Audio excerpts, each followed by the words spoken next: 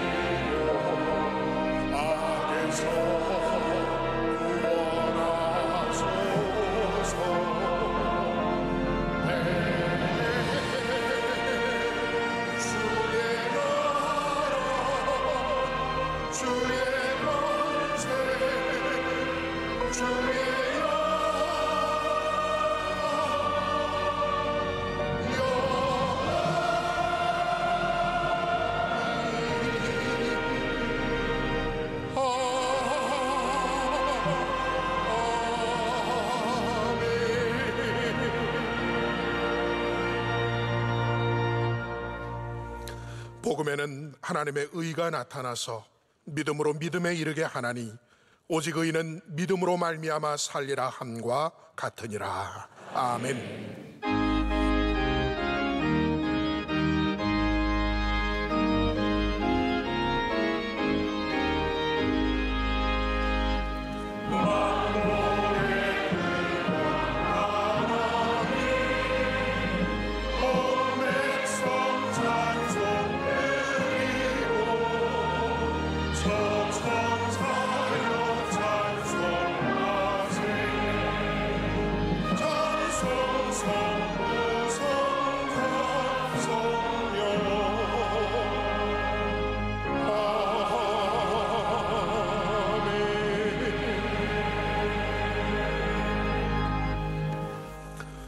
너희의 간구와 예수 그리스도의 성령의 도우심으로 나를 구원에 이르게 할 줄 아는 고로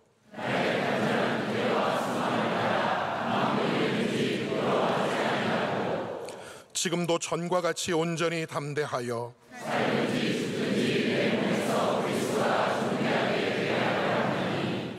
이는 내게 사는 것이 그리스도니 죽는 것도 유익함이라. 내게 주신 하나님의 은혜의 선물을 따라 내가 일꾼이 되었노라. 아멘. 이 시간 하나님 앞에 감사와 참회의 기도를 조용히 올려드리겠습니다.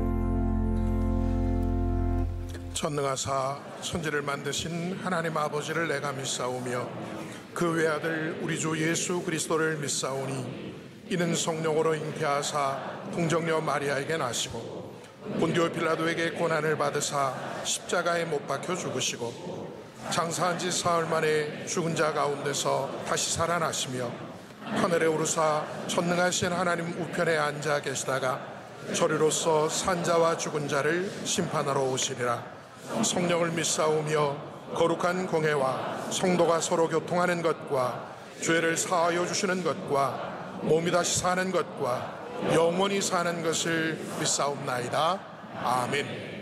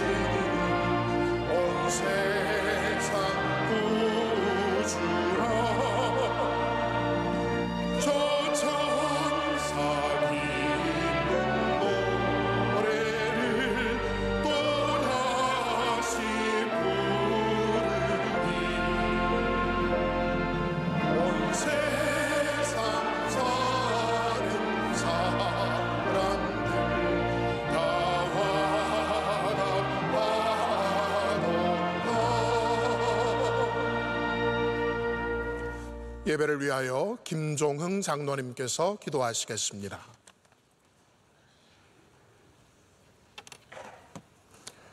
사랑과 은혜가 풍성하신 하나님 아버지, 부족한 저희들을 주님 앞에 불러주시고 여기까지 인도하여 주심에 감사드립니다.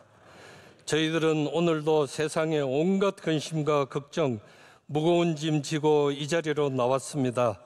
주님 받아주시고 편히 힘을 얻게 하여 주시옵소서. 영적인 치유와 회복의 역사가 있게 하여 주시고 삶의 자리에서 복음의 정인이 되게 하여 주시옵소서. 오늘은 예수님의 탄생을 기다리는 대림절 둘째 주일입니다. 이 땅에 참빛으로 오신 예수님 십자가의 은혜로 값없이 구원받은 우리들이건만 우리들의 삶은 하나님 보시기에 흡족하게 살지 못하였습니다. 저희들의 잘못을 회개하오니 용서하여 주시옵소서. 세계 곳곳에서 자연재해와 전쟁으로 고통받고 있습니다. 긍휼히 여겨주셔서 치유와 회복을 주시고 다툼이 있는 곳에는 사랑과 평화를 허락하여 주시옵소서. 하나님 아버지, 많은 어려움에 직면한 우리나라를 불쌍히 여겨주셔서 경제가 회복되게 하여 주시고 대통령을 비롯한 여야 정치 지도자들이 하나님을 경외하며 진정으로 나라와 국민만을 위하며 서로 관대하며 조화를 이루는 품격 있는 정치가 되게 하여 주시옵소서. 분단의 아픔이 있는 우리나라 복음으로 통일되게 하여 주시옵소서. 우리 명성교회 위에 은혜 위에 은혜를 주시고 하나님을 기뻐하시는 교회, 성령 충만한 복음의 교회 되게 하여 주시옵소서. 주님께서 특별히 사랑하셔서 기름 부어 세워주신 담임 목사님 수많은 사역 잘 감당하시도록 장중에 붙잡아 주시고 늘 성령 충만하시고 말씀의 샘도 끊임없이 솟아나게 하여 주시옵소서. 사모님과 어린 자녀들도 눈동자같이 지켜 주시옵소서. 지금까지 오직 주님만 바라보고 혼신을 다하여 사명 감당하시는 원로 목사님의 영육을 강건하게 하여 주시옵소서. 내조하시는 사모님도 강건하게 하여 주시옵소서. 해외 선교사님들을 지켜주시고 국내외 선교기관들을 부흥케 하여 주시옵소서. 장차 믿음의 주역이 될 청년대학부를 부흥케 하여 주시고 이번에 새롭게 임직받은 장로님들 크게 쓰임받게 하시고 성도들의 본이 되게 하여 주시옵소서. 오늘 주시는 담임 목사님의 말씀을 통해 하나님의 사랑과 은혜를 깨닫는 시간이 되게 하여 주실 줄 믿사오며 예수님 이름으로 기도드립니다. 아멘.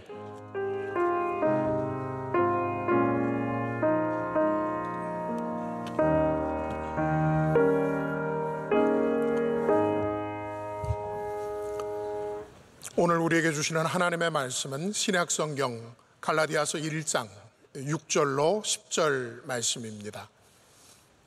신약 302면에 있는 갈라디아서 1장 6절로 10절 말씀입니다. 이 말씀을 김현주, 권은혜 집사님께서 봉독해 주시겠습니다. 그리스도의 은혜로 너희를 부르신 이를 이같이 섞이 떠나 다른 복음을 따르는 것을 내가 이상하게 여기노라. 다른 복음은 없나니 다만 어떤 사람들이 너희를 교란하여 그리스도의 복음을 변하게 하려 함이라.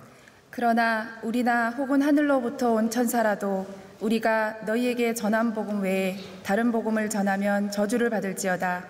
우리가 전에 말하였거니와 내가 지금 다시 말하노니 만일 누구든지 너희가 받은 것 외에 다른 복음을 전하면 저주를 받을지어다. 이제 내가 사람들에게 좋게 하랴. 하나님께 좋게 하랴. 사람들에게 기쁨을 구하랴. 내가 지금까지 사람들의 기쁨을 구하였다면 그리스도의 종이 아니니라. 아멘. 담임 목사님께서 교회 소식을 전해 주시겠습니다. 할렐루야. 네, 주님의 전을 찾아오신 모든 성도 여러분들 환영하고 축복합니다. 아마 오늘 교회 앞마당 쪽으로 오신 분들은 이미 아름다운 성탄 장식이 세워져 있는 것을 보셨을 겁니다. 오늘 대림절의 은혜가 여러분과 함께 하시기를 축복합니다. 오늘 교회 소식 함께 봐주시면 감사하겠습니다. 대림절 둘째 주일을 맞아서 저희는 앞에 초도 하나 더 켜서 더 밝은 날을 맞고 있습니다. 여러분께서 이 대림절의 기간 동안에 예수님을 더욱더 간절히 기다리시고 또 기다리시는 중에 주님의 사랑을 이웃들과 많이 나누시는 복된 절기를 삼아주시면 감사하겠습니다. 오늘 저희 찬양 예배 전에는 6시에 점등식을 갖게 됩니다. 많은 분들 오셔서 함께 기쁜 시간에 참여해 주시면 감사하겠습니다. 우리 작년에 이어서 러빙 축제를 계속해서 올해도 갖습니다. 여러분 주변에 아직 예배가 회복되지 않으신 분들, 오랫동안 아직 예배의 자리를 찾지 않으시는 분들, 예수님 모르시는 분들에게 복음을 전할 수 있는 기회를 삼아 주시길 바라고요. 이번에 정구일 목사님이 담당 교육자로, 준비위원장의 윤일로 장로님이, 상임부장의 김진우 집사님께서 섬겨주실 때 여러분께서 기도로 도와주시면 감사하겠습니다. 세례 입교회 소식을 참고해 주시고요. 오늘은 남선교회와 여선교회 전체 임원단, 회장단이 임명이 되었습니다. 여러분께서 확인해 주시고 우리 또 부름 받으신 분들을 위해서 기도해 주시고 한 해 동안 수고해 주신 분들 많이 격려해 주시면 감사하겠습니다. 문화선교학교에서 전시회와 발표회를 갖고 있습니다. 많이 관심 가져주시고요. 다윗 아카데미 신입생 모집하는 일들에도 참여해 주시면 감사하겠습니다. 특별히 다음 주일 찬양 예배 마치고는 저희가 예산과 결산을 위해서 공동회를 갖습니다. 우리 오셔서 교회 일에 여러분께서 적극적으로 또 참여해 주시면 감사하겠습니다. 이제 3부 찬양대, 기도 열심히 하는 찬양대가 하나님께 찬양으로 영광 올려드리겠습니다.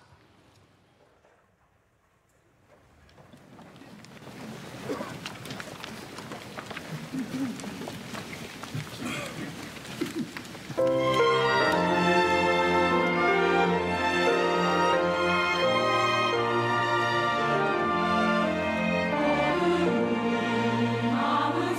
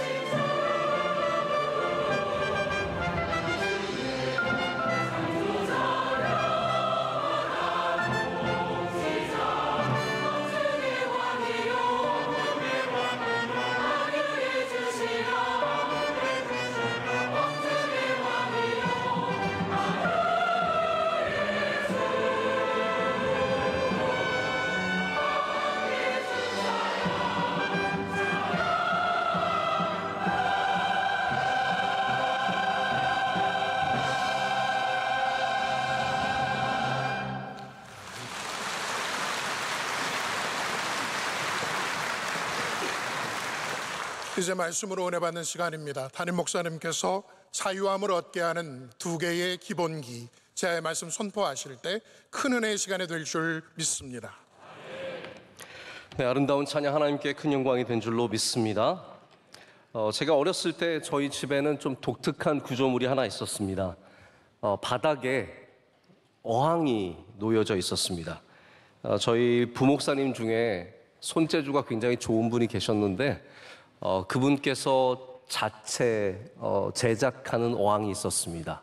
저희 원로 목사님이랑 코드가 맞으셨어요. 그래서 저희 집에 이 크지도 않은 저희 집에 한 구석에 비닐을 이렇게 여러 겹을 깔고 겉에는 돌을 세우고 또 안에도 여러 가지 물건들을 넣어서 개방형 어항이라고 하죠. 연못같이 집에 그걸 만드셔서 원로 목사님께서 물고기를 워낙 좋아하시니까 안에다가 이렇게 물고기를 키웠습니다. 금붕어도 갖다 놓고 작은 비단잉어도 놓고 때로는 이름도 모를 그런 물고기들을 갖다 놓고 키웠는데 종종 좀 위험한 일들이 생겼습니다. 이 안에 있는 물고기들이 밖으로 튀어나와서 제가 뭐 아무도 만지려고 하지 않기 때문에 아버지 안 계시면 제가 그걸 다시 집어넣고 살리고 그랬던 기억이 나는데, 이제 다만 저희가 집을 비웠을 때 가끔 정말로 탈출을 시도하는 물고기들이 결국은 돌아와 보면 죽어 있는 그런 안타까운 일들을 몇 번 맞고 냄새도 나고 여러 가지 불편한 일도 있고 비닐이 찢어지면 홍수도 나고 해서 결국은 철거하는 일이 있었습니다. 이 물고기는 왜 그곳을 뛰쳐나왔을까요? 아무리 생각해봐도 죽기 위해 나온 것 같지는 않습니다. 그 물고기는 어쩌면 자유를 위해서 좀 이 좁은 곳이 아니라 더 넓은 곳에서 편하게 살고자 하는 마음으로 뛰어나왔을 텐데, 안타깝게도 물고기가 물을 벗어나니 자유가 있는 것이 아니라 죽음이 다가왔습니다. 물고기를 자유롭게 해주기 위해서 만약 여러분이 들판에 풀어놓는다면 몇 분간은 자유로울 수 있겠지만 결국은 잠시의 자유 후에는 죽음을 맞이하게 될 수밖에 없습니다. 그렇기 때문에 우리의 자유도 마찬가지입니다. 우리의 자유가 내가 이 사람만 없으면 난 자유할 거야, 내가 여기만 빠져나가면 자유할 거야, 내가 이 직분만 내려놓으면 자유할 거라는 그러한 끊어내는 자유에서 먼저 이 시간은 우리가 우리의 삶의 자리에서, 바로 이 자리에서 어떠한 자유를 누릴 수 있는지 생각해 봐야 합니다. 저는 오늘 말씀을 통해서 여러분의 바로 그 삶의 자리에서 누릴 수 있는 자유, 우리 기본기 두 가지를 좀 함께 생각해 보기를 원합니다. 우리 갈라디아서를 여러분 분명히 이해하고 계실 텐데요. 갈라디아서는 우리가 보통 작은 로마서라고 부르는 굉장히 탄탄한 복음으로 채워진 서신서입니다. 로마서가 말하듯이 우리의 구원이 우리의 행위가 아니라 오직 믿음으로 가능하다라는 것, 오직 예수 그리스도만이 우리에게 구원을 주실 수 있다는 복음이 가득한 서신서입니다. 바울이 아마 갈라디아 교회를 세우면서 교인들에게 철저하게 복음의 교육을 행했던 것 같습니다. 다른 것 외에는, 예수 그리스도 외에는 다른 방법으로는 구원을 얻을 수 없다, 십자가만이 구원이고 예수님만이 구원이다라는 것을 분명하게 가르친 것 같습니다. 그런데 나중에 본토 유대에서 올라온 지도자들이 전혀 다른 이야기를 합니다. 너희들이 예수님 아무리 믿어도 할례를 받지 않으면 구원을 받지 못한다. 너희들이 예수님 잘 믿는 것 같아도 이 율법과 절기와 이 모든 것을 따르지 않으면 너희가 구원받지 못한다라는 그러한 가르침을 줬을 때 이 갈라디아 사람들이 의외로 거기에 다 금방 넘어가 버립니다. 그래서 바울이 바울답지 않게 이 갈라디아 교회를 신랄하게 비난하는 것으로 오늘 말씀이 시작됩니다. 여러분 한번 생각해 보십시오. 여러분 자녀들에게 인생의 중요한 가치를 가르쳤어요. 너 인사 잘해라, 감사 꼭 해라, 친구들과 화목하게 지내라, 형제들끼리 싸우지 말고 서로 나누고 서로 좀 양보 좀 해라, 이렇게 가르쳤는데 학교에서 선생님이 엉뚱한 것을 가르칩니다. 야, 인사 뭐하러 인사하니? 인사 받기나 해라. 감사할 필요 없어. 네가 다 수고해서 얻은 건데 뭘 감사를 해. 친구들에게 나누지 마라. 이 세상이 경쟁 사회인데 나누다가 네 것도 못 챙긴다. 형제들과 뭘 화목하게 지내냐? 너 밀리지 마라. 소리 지를 거 있으면 지르고 가서 싸워라. 이렇게 가르친다면 여러분 어떻게 그 학생들에게, 선생님들에게 여러분 항의하실 수 있으시겠습니까? 얼마나 마음이 아프시겠습니까? 그래서 바울이 오늘 1장 6절에 이렇게 기록하고 있습니다. 그리스도의 은혜로 너희를 부르신 이를 이같이 속히 떠나 다른 복음을 따르는 것을 내가 이상하게 여기노라. 저도 가장 나쁜 표현 중에 하나가 이상하다는 말이거든요.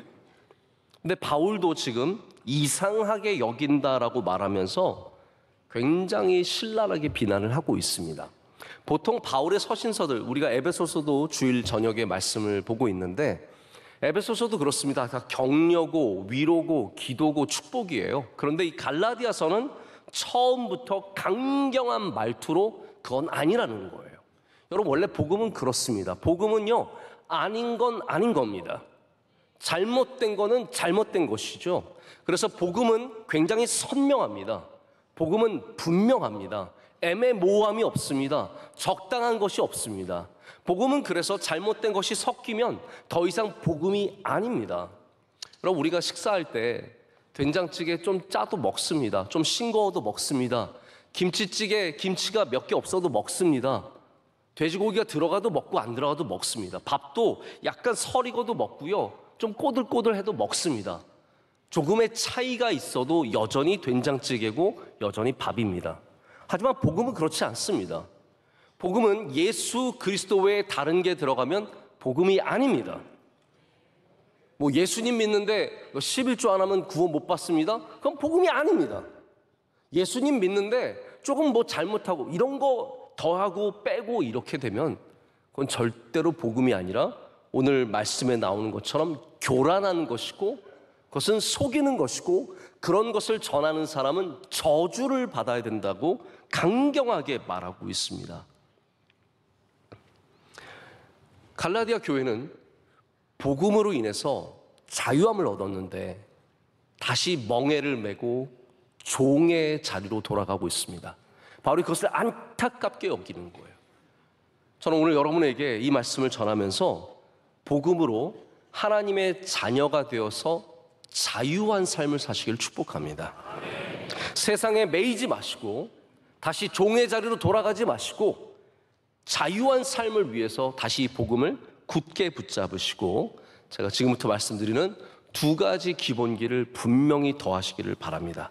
첫 번째는 다시 강조하지만 단단한 복음의 기본기가 있어야 합니다. 한번 따라해 보겠습니다. 복음의 기본기. 자, 여러분에게는 복음의 기본기가 있으십니까? 복음은 우리를 자유하게 하는데 예수님께서는 이 말씀을 여러 번 복음서에서 강조하셨습니다. 그래서 예수 그리스도, 복음과는 항상 자유, 쉼이 연관되어 있습니다. 대표적으로 제가 두 가지 말씀을 읽어보겠습니다. 첫 번째는 마태복음 11장의 말씀인데 여러분이 굉장히 잘 아시는 말씀입니다. 이렇게 말씀하셨어요. 수고하고 무거운 짐진 자들아 다 내게로 오라. 내가 너희를 쉬게 하리라. 나는 마음이 온유하고 겸손하니 나의 멍에를 메고 내게 배우라. 그리하면 너희 마음이 쉼을 얻으리니 이는 내 멍에는 쉽고 내 짐은 가벼움이니라. 아멘. 이게 예수님의 말씀이에요. 어쩌면 우리가 예수님을 믿는 것은 여전히 멍에를 매는 것입니다.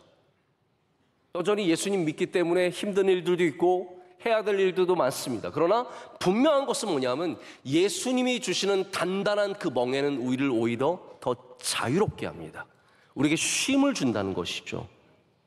두 번째는 요한복음의 말씀입니다. 예수님께서 이렇게 말씀하셨습니다. 그러므로 예수께서 자기를 믿은 유대인들에게 이르시되 너희가 내 말에 거하면 참으로 내 제자가 되고 진리를 알지니 진리가 너희를 자유롭게 하리라.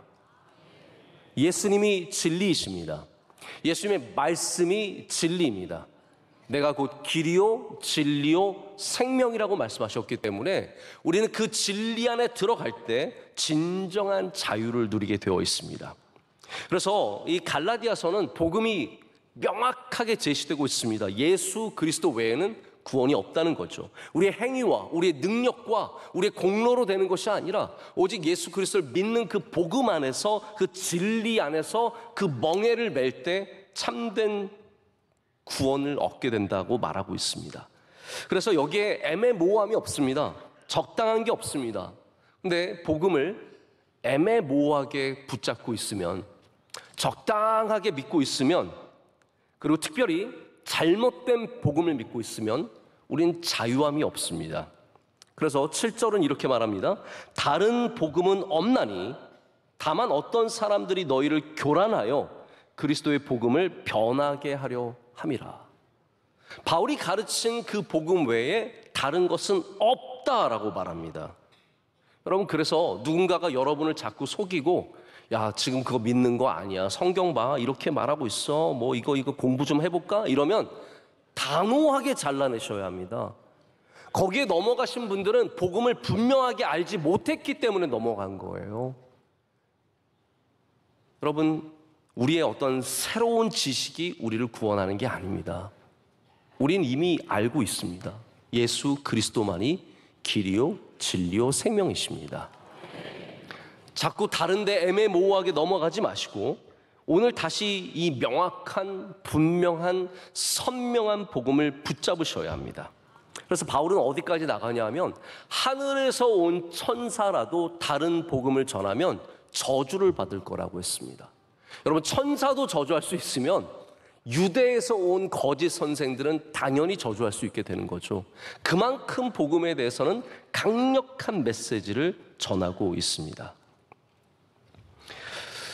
갈라디아 사람들은 결국은 이 왜곡된 복음으로 말미암아 자유함이 없는 얽매인 삶으로 돌아가게 됩니다. 우리 이스라엘 사람들을 잠깐 다시 한번 생각해 볼까요? 그들은 하나님을 믿고 있었지만 잘못 믿고 있었기 때문에 자유함이 없었습니다.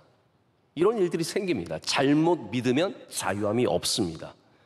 왜냐하면 잘못된 신앙이 그들에게 하나님을 바라보지 않고 잘못된 것을 바라보게 했기 때문입니다. 그들은 늘 하는 얘기가 그런 거였어요. 누가 먼저 앉을 것인가. 여러분, 교회가 잘못된 방향으로 가면, 복음이 사라지면 이런 거밖에 안 남습니다. 누가 먼저 왔는가, 누가 어느 자리에 앉아야 하는가, 누가 더 중요한 사람인가, 이런 얘기가 지배하고 있으면 그 교회는 이미 복음에서 변질되어 가고 있는 겁니다. 여러분, 우리 명성교회 평생 예수 그리스도 안에 뿌리 내린 복음의 교회가 되기를 간절히 소망합니다. 그래서 바리새인들이 모이면 항상 그런 얘기인 거예요. 안식일 날 몇 걸음을 걸어야 하느냐, 몇 걸음 이후부터는 그다음부터는 죄인이 되는 거예요. 여러분, 그런 게 어디 있습니까? 하나님께서 언제 그런 걸 말씀하셨습니까?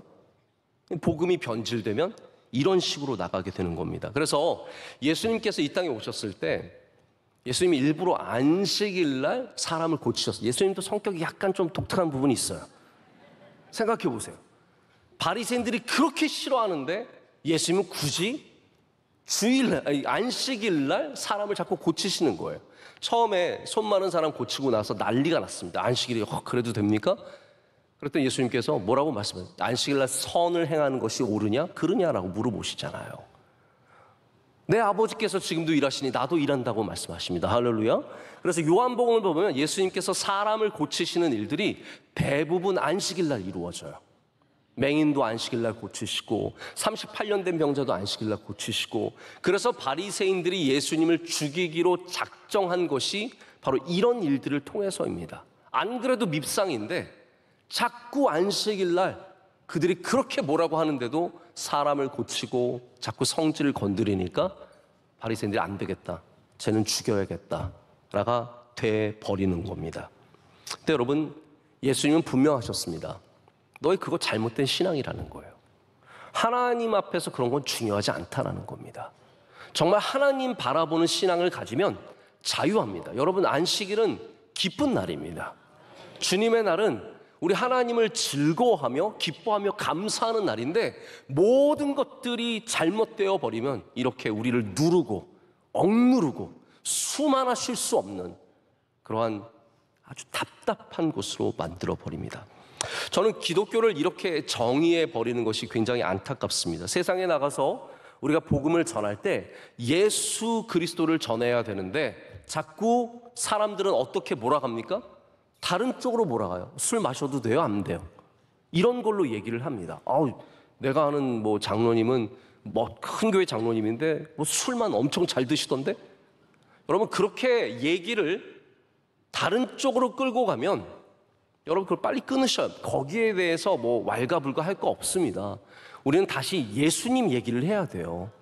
예수님 우리를 사랑하신다는 것을, 예수님 우리를 구원하신다는 것을 얘기를 해야 복음으로 끌고 와야지 자꾸 거기에 끌려다니시면 안 됩니다. 여러분, 사실 뭐 교회가 술 안 마시는 사람들의 모임입니까? 여기가 진짜 그렇습니까? 여러분 정말 그렇습니까? 어젯밤에 한잔하고 오신 분들이 얼마나 많은데요. 여기가 술 안 마시는 사람들의 모임은 아니에요. 우리는 예수님 믿는 사람들의 모임입니다. 그래서 우리는 어떠한 의로움을 갖고 온 것이 아니라 예수님을 사랑하기 때문에 여기 온 거예요. 그래서 자유합니다. 술 마시는 자유를 가지시라는 게 아니라 자유하다는 거예요. 제가 전에도 한번 말씀드린 적이 있는데, 호주에 가면 많은 양떼를 키우니까 양떼를 돌보는 게 쉽지 않아서 철조망을 크게 칩니다. 근데 어떤 목장은 철조망 없이 양떼를 쉽게 돌본다고 합니다. 어떤 목장이냐면 우물을 두는 목장이라고 합니다. 우물을 두면 양들이 알아서 그 우물로 모이는 거예요. 여러분, 교회는 여러분을 가두는 철조망이 아니라 예수 그리스도의 우물이 있는 곳입니다. 우리가 이 우물 때문에 모이는 것이지 어떠한 법규를 지키고 이것 때문에 모인 것은 아니라는 거죠. 그래서 우리가 정말로 붙잡아야 할 분도 예수 그리스도, 우리가 전해야 할 분도 예수 그리스도라는 겁니다. 그래서 여러분이 복음 안에서 진정한 자유를 누리고 싶으시다면 적당히 복음을 따라가지 마시고 확실하게 복음 위에 서십시오. 분명한, 선명한, 명확한 복음 위에 서 있으면 우리는 그 단단함 속에 자유를 누립니다. 근데 적당히 복음을 따라가면, 대충 복음을 믿으면 그리스도인의 자유함을 얻을 수가 없습니다. 왜냐하면 잘못된 복음이기 때문입니다. 우리 기본기가 단단해야 자유함이 있는데, 제가 거기에 대해서 두 가지 좀 얘기를 드리고 싶습니다. 하나는 들은 이야기고 하나는 읽은 이야기인데, 제가 들은 이야기를 좀 먼저 드립니다. 저와 가깝게 지내는 목사님이 골프 선수인 최경주 장로님과 굉장히 가까우신 분이세요. 근데 두 분이 교제하다가 이런 얘기를 하셨다는 거예요. 이 최경주 장로님이, 목사님, 저는 벙커에 들어가면 그렇게 자유로워요. 그렇게 얘기를 하셨대요. 근데 골프에 취미가 있으신 분은 이 말을 들으시면 굉장히 부러우실 거예요. 왜냐하면 아마추어 대부분은 벙커에 들어가면 타수를 잃고 고생합니다.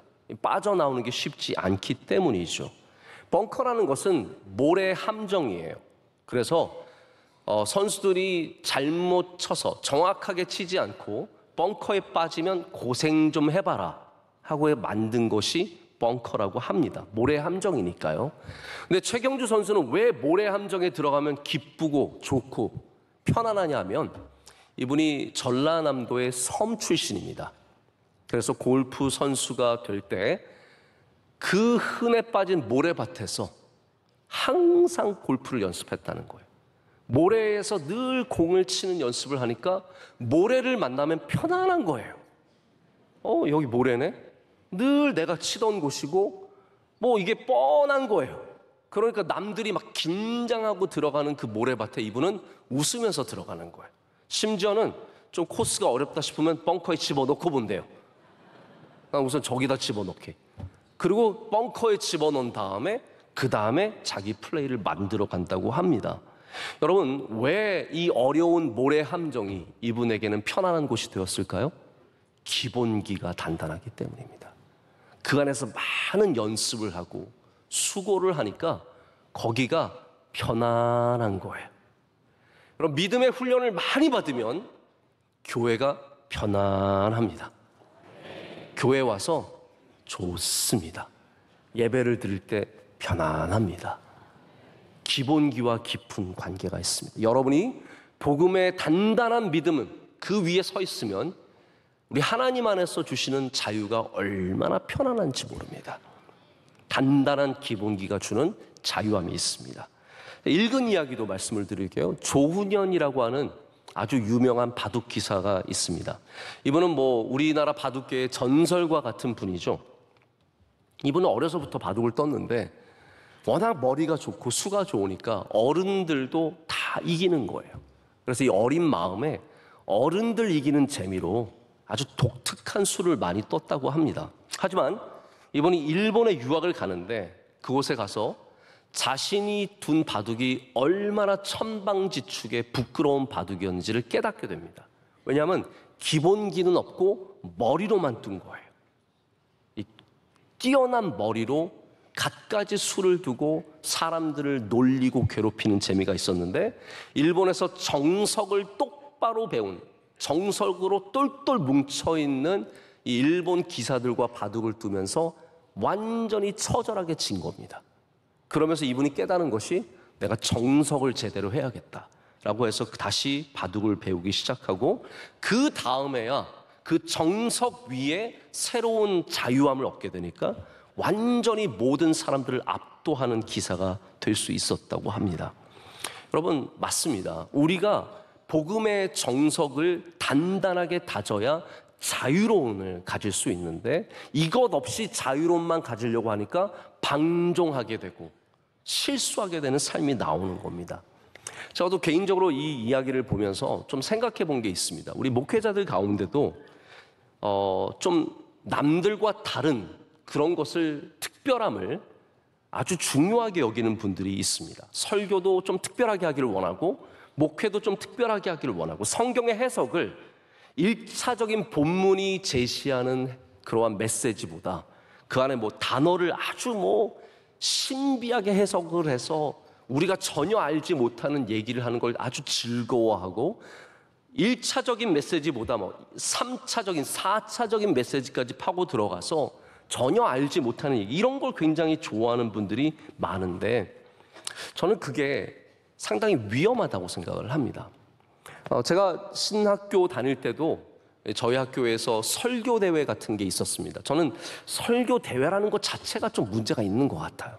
근데 우리 학생들에게 설교 대회를 하게 한 다음에 1등을 뽑아서 채플에서 설교를 하는 영광의 기회를 줍니다. 저는 설교 대회가 끝나고 나서 1등 하셔서 올라오신 전도사님의 설교를 잊을 수가 없습니다. 명설교여서가 아니라 너무 놀라운 설교였기 때문에. 이분이 올라오시자마자, 채플은 늘 분위기가 지금 3부 예배와 비슷해요. 조용하고 별로 반응도 그렇게 없고, 다들 넌 한번 해봐라, 약간 좀 그런 분위기거든요.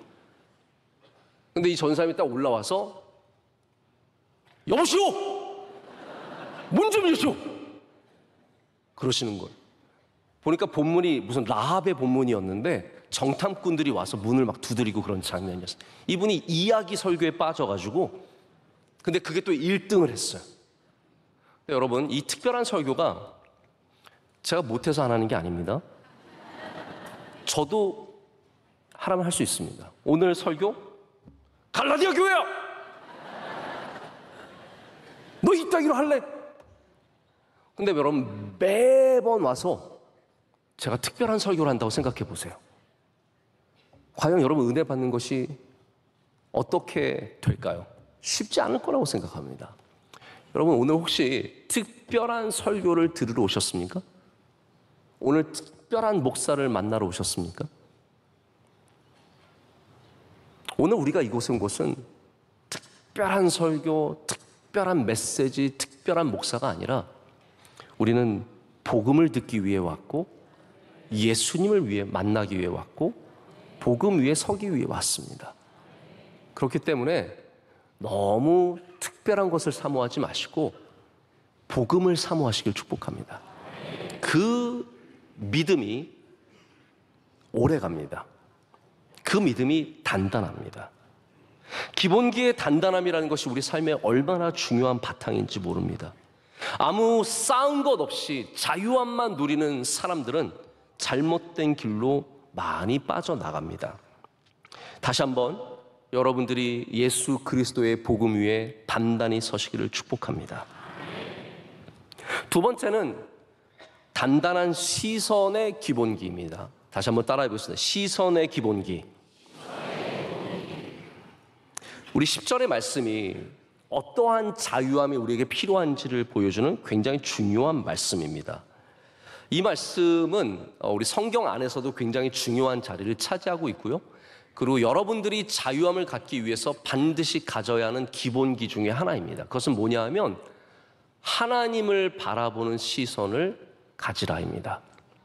사람을 너무 보지 마시고 사람의 말과 사람의 시선들을 너무 의식하지 마시고 거기에 붙잡혀서 옴싹달싹 못하는 답답한 삶을 살지 마시고 우리 하나님을 바라보시면서 자유한 삶을 사셔야 합니다.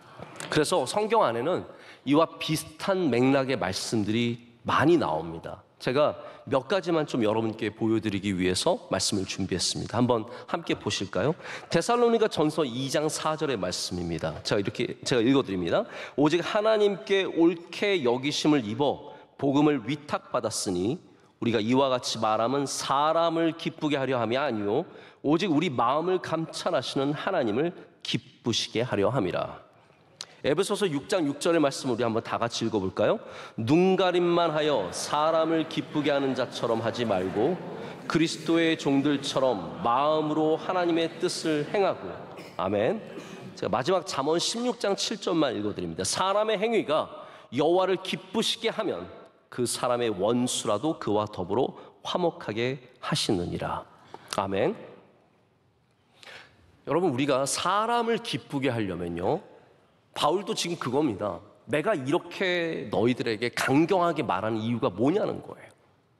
만약에 너희를 기쁘게 하려면 난 이런 말 안 해도 된다는 거죠. 그냥 사랑받고 존경받고 보내주는 후원금 받고 살면 되는데 내가 그러기 위해서 복음을 전하는 게 아니라 하나님께서 이것을 보고 계시는데 내가 이 말을 하지 않을 수 없다라고 말하면서 어떻게 보면 성도들에 대해서도 자유함을 갖는 겁니다. 이거 굉장히 중요한 부분이죠. 우리가 만약에 사람을 기쁘게 하는 삶에 묶여 있으면 늘 나를 감춰야 합니다. 그 사람이 좋아할 만한 나를 자꾸 제시해 줘야 되고 보여줘야 돼요. 진짜 나는 자꾸 감추게 됩니다. 그래서 우리 어린 아이들 중에서도 부모님께 자기의 모습을 감추고 그냥 부모님이 좋아하는 모습만 보여주는 아이들은 나중에 반드시 어려운 시간들이 닥쳐옵니다. 왜냐하면 자기의 정체성이 있는데 이걸 감추고 살아야 되니까 그렇죠. 근데 여러분, 하나님 앞에서는 그렇지 않습니다. 우리는 하나님, 우리의 중심을 다 아시는 하나님 앞에 자유함으로 나갈 수 있습니다. 부족한 모습 그대로, 있는 모습 그대로, 부끄러운 모습 그대로 가서 하나님께 보여드려도 하나님이 그런 나를 사랑하신다는 복음의 확신이 있지 않습니까? 근데 사람들을 기쁘게 하는 삶은 그렇게 못합니다. 사람을 기쁘게 하는 삶은 어려운 결정을 못 내립니다. 왜냐하면 사람들 눈치 보느라, 이 사람은 이걸 좋아하고 저 사람은 저걸 좋아하고 저 무리가 이렇게 하면 싫어할 텐데 저 사람들은 이걸 좋아할 텐데 어려운 결정을 제대로 내리지 못합니다.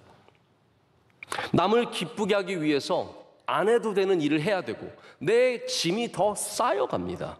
그리고 나중에는 허탈감만 다가옵니다.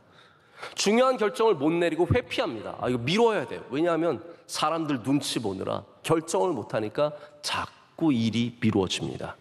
이게 모두가 사람들의 시선에 묶여있는 자유함이 없는 삶을 보여주고 있습니다. 근데 여러분, 단단한 시선을 가지려면, 우리가 하나님을 향한 단단한 시선을 가지려면 우리의 귀부터 건강해지셔야 합니다.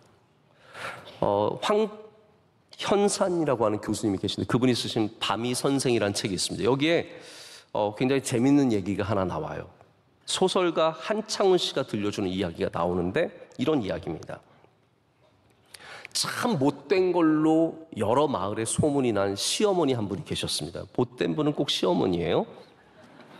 근데 그 밑에서 실제로 있었던 이야기 같습니다. 시집살이를 했던 며느리의 이야기가 있습니다. 이 고달픈 시집살이에서 며느리가 제일 힘들었던 게 뭐냐 하면 어머니의 앞뒤가 맞지 않는 꾸중이에요. 이렇게 말해놓고 저렇게 혼내고 저렇게 하라고 하면 또 혼내는 앞뒤가 맞지 않는 꾸중이었습니다. 방이 따뜻하면 땔감 낭비한다고 뭐라고 하고, 조금 쌀쌀하면 게으르다고 뭐라고 합니다. 벼락같이 화를 내요. 아침에 장에 심부름을 보내놓고 장에 다녀오면 너 날씨 선선할 때 콩밭 안 베고 뭐 했냐? 라고 닥달하는. 그래서 며느리, 여러분 아시죠? 이런 상사, 이런 윗사람 있으면 밑에 사람은 억울해 죽습니다. 정말 시켜놓고 하면 뭐라 그러고, 저도 가끔씩 막 뭐라 그러는데 그거 누가 시켰어요? 목사님이 하라고 했는데요. 이러면 정말 쥐구멍에 들어가고 싶은 마음이 생기죠. 근데 이 며느리가 시어머니랑 맞대거리를 할 수도 없고 이치를 따질 수도 없는 처지라서 참고 견디는 것만이 아니라 노래를 불렀다고 합니다. 늘 아궁이에서 부직갱이로 부엌 바닥을 때리면서 노래를 부르는 겁니다. 빨리 죽어라, 빨리 죽어라, 언제 죽냐, 빨리 죽어라, 이런 노래를 불렀다고 합니다. 근데 누가 이 노래를 지나가다 듣고 시어머니한테 고자질을 한 거예요. 당신 며느리가 죽어라 죽어라 노래를 부르고 있다. 그랬더니 이 시어머니가 놀라운 말을 합니다. 나도 그 노래 들었어. 근데 노래로는 무슨 말을 못해. 노래가 그렇다는데 그걸 갖고 뭐라 그러겠어 라고 하면서 넘어갔대요. 참 희한한 시어머니입니다. 못되기도 못됐지만 또 듣고 넘겨줄 줄 아는 지혜가 있는 시어머니였습니다. 여러분, 사울이 뭐에 넘어졌는지 기억하십니까? 노래에 무너졌습니다. 사람들이 다윗은 천천히요, 아니 사울은 천천히요, 다윗은 만만이라고 하는 그 노래가 들려왔을 때 그것을 사로잡혀가지고 감당할 수 없어서 결국은 거기에 무너집니다. 마음이 그 노래의 노예가 되어버렸고 그 다음부터는 다윗을 쫓아다니느라 인생을 허비하게 됩니다. 여러분, 그렇습니다. 사람들의 말이 이렇게 무서운 겁니다. 여러분의 귀가 건강하셔야 시선도 건강해집니다. 사람들의 시선을 너무 의식하는 사회를 우리는 살아가고 있습니다. 한국 사회가 그렇습니다. 옷을 입어도, 화장을 해도, 머리를 하나 해도 모두가 사람들의 시선을 의식하느라 눌려 있습니다. 제가 미국에서 살 때는 미국 사람들의 장점 중에 하나가 사람들의 시선을 그렇게 많이 의식하지 않는다는 거예요. 제가 아이스크림 가게가 저희 집 앞에 있어서 종종 갔었는데 콜드스톤이라고 하는 이렇게 차가운 돌 위에 아이스크림을 올려놓고 요리해서 주는 가게였습니다. 저희 아내와 함께 가면은 이런저런 걸 주문하면은 거기서 젊은 아이들이, 아르바이트하는 아이들이 열심히 만들어서 줍니다. 하루는 이렇게 제 앞에서 열심히 만들었고 저에게 건네주는데 그제서야 그 아이스크림을 만든 자매가 장애가 있다는 것을 제가 깨닫게 되었습니다. 한쪽 팔이 짧고 거기에 작은 손이 붙어 있었습니다. 근데 제가 그거를 아이스크림을 만들 때도 모르고 있었어요. 건네줄 때야 팔이 짧아서 그것을 알 수 있었습니다. 여러분, 만약에 한쪽 팔이 짧으면 건강한 팔로 건네줄 텐데 이 자매는 그런 게 없어요. 짧은 팔로 건네주면서 Here's your ice cream, 웃으면서, 밝게 웃으면서 저에게 건네줍니다. 그러니까 제가 그 자매가 워낙 표정을 밝게 하고 있으니까 도대체 뭐가 문제가 있는지 전혀 인식하지 못한 겁니다. 이 자매는 누가 나를 어떻게 볼지에 대해서 그렇게 의식하지 않아요. 근데 한국 사람들은요, 얼굴에 뾰루지만 나도 의식합니다. 여러분, 얼굴에 뭐 하셨습니까? 뭐 점 빼고 뭐 하셨습니까? 웃고 다니세요. 그러면 사람들은 거기에 뭐가 빼서 뭐가 붙어 있는지도 잘 모릅니다. 근데 우리는 뭐 하나만 나도, 여자분들은 화장이 쉽지 않습니다. 이게 눈썹도 똑같이 그리는 게 쉽지 않거든요. 양쪽이. 다른 분들이 의외로 많습니다. 그거 남 의식하느라 한번 실수하고 나오면 계속 이러고 계시지 마시고요. 그냥 웃으세요. 그러면 남의 시선이 그렇게 무서운 게 아닙니다. 집안에 조금만 어려운 일이 있어도 자녀에게 조금만 어려운 일이 있어도, 내 삶에 조금 부끄러움만 있어도 우리는 다 숨어 다니고 남에게 안 보이려고 하고 눌려서 얽매여서 살아가게 됩니다. 그러나 우리가 하나님을 바라보면 자유할 수 있습니다. 사람을 기쁘게 하려고 사는 게 아닙니다. 우리는 사람들에게 칭송받고 영광받기 위해서 사는 게 아닙니다. 이 삶이 복된 삶이기 때문에 살아갈 뿐입니다. 그래서 바울이 갈라디아서에서 왜 우리에게 자유함이 중요한지 말해주고 있습니다.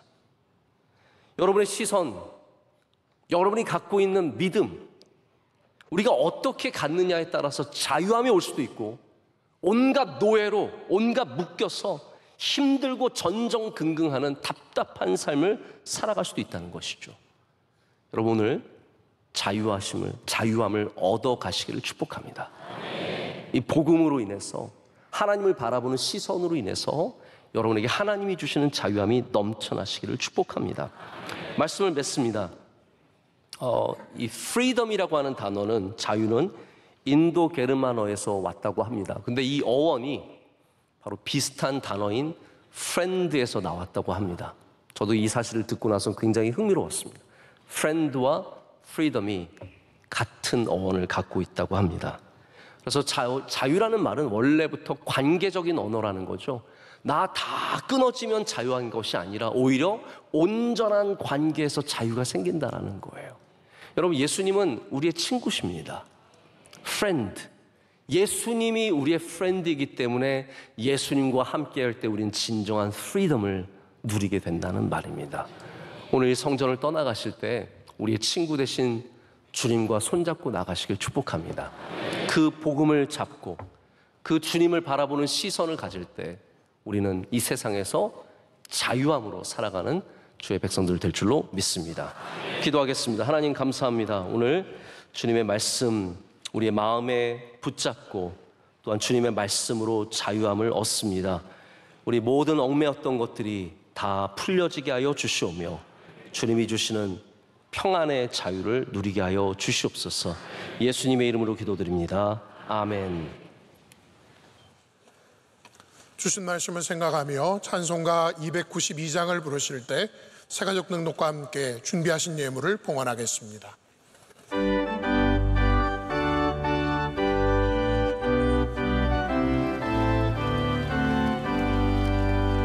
주 없이 살 수 없네 죄인의 구주여 그 귀한 몸의 피로 날 구속하소서 구주의 사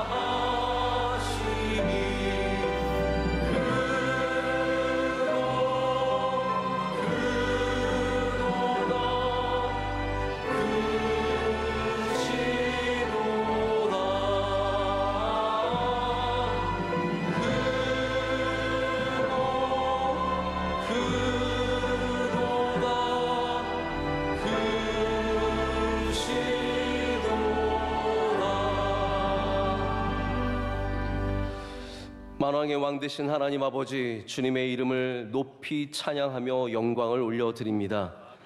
예배를 통해서 주님, 우리의 간절한 마음을 받아주시고 또 주님께서 이 자리를 통해서 한없는 복을 우리 모두에게 내려주시옵소서.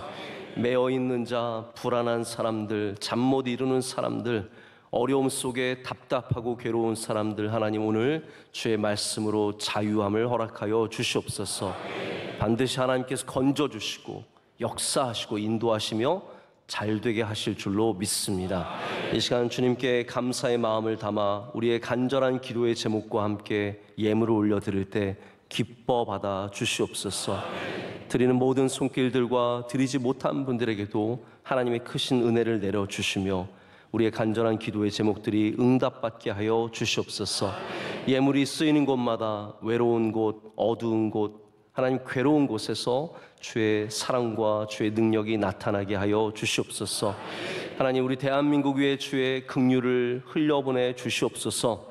대통령과 위정자들에게 지혜와 명철을 주시고 하나님 경외하는 마음 주시오며 나라를 지키고 섬기는 많은 경찰, 군인, 수많은 공무원들과 일꾼들 다 지켜주시고 은혜 내려 주시옵소서.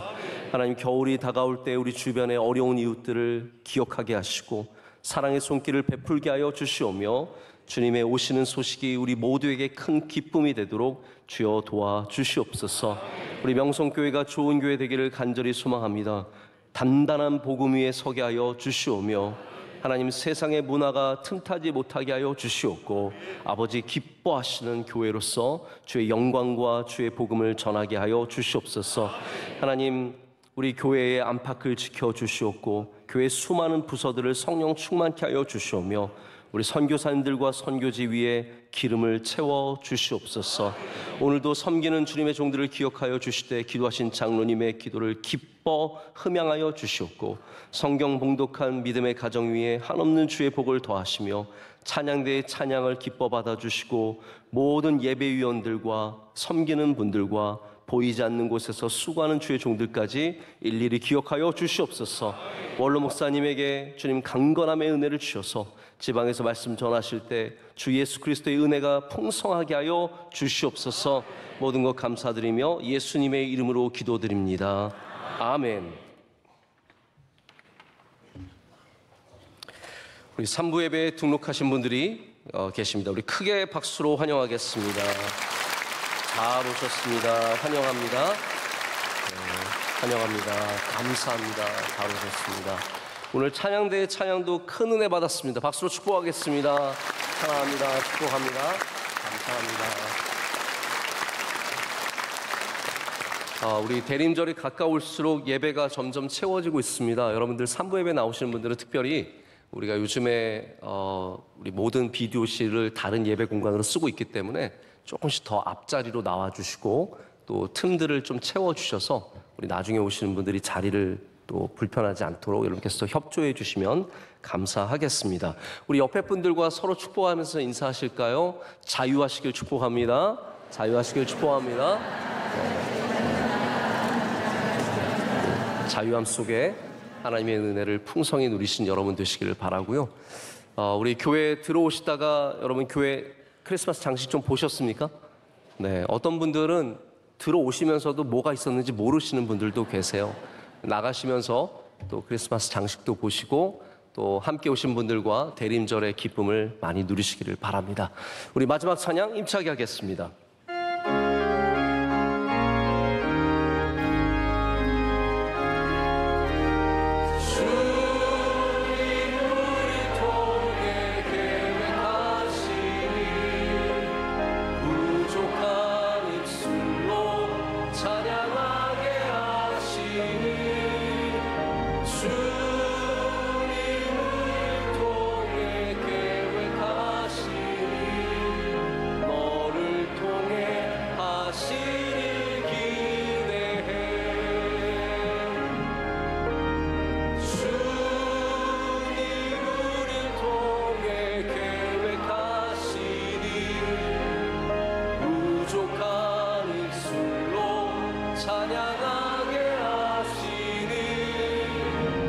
주님 우리를 통해